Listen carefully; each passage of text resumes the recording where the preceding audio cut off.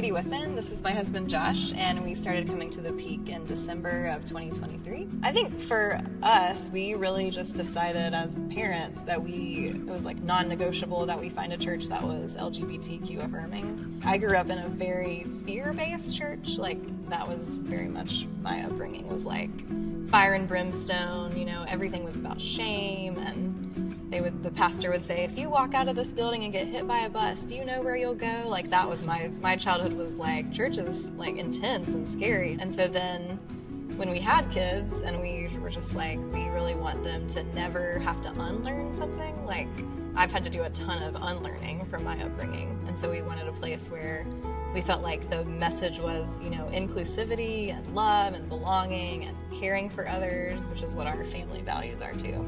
Yeah, and on top of that, just being able to ask questions. Mm-hmm. Our 6-year-old is especially inquisitive about things, and we wouldn't want to put her in a church that's like, no, you can't ask questions, There's a specific memory I have of my elementary school, Sunday school teacher, and I started asking a bunch of questions, mostly about like the creation story. And he, I think he could have shut that down and just been like, this is the creation story, like no more.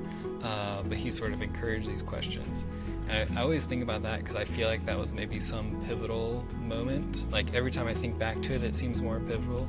So that's why it was important, like, finding a church that was okay to ask questions. So when Eliza starts asking bigger questions, she's in a place that people will encourage them and help answer them. Yeah, and a year ago, we started volunteering in children's ministry. We teach in the 4 to 5-year-old class, and we really enjoyed that. And then I volunteered at VBS for the last couple years, which has been really fun. But in terms of other ministries at the church, so our daughter Eliza, she was born with an eye condition, like she has strabismus. Because of that, she's had 2 eye surgeries. But she had her most recent surgery last December, and we filled out a care card and let the care team know that the surgery was happening. And the person that was assigned to us was so kind during the surgery. She texted us the week before to ask if we needed anything.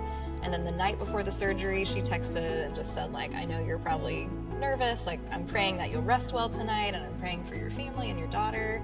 And then even texted us the morning of the surgery, and then a few days later, just following up to say that she was still thinking about us and asking if we had anything that we needed.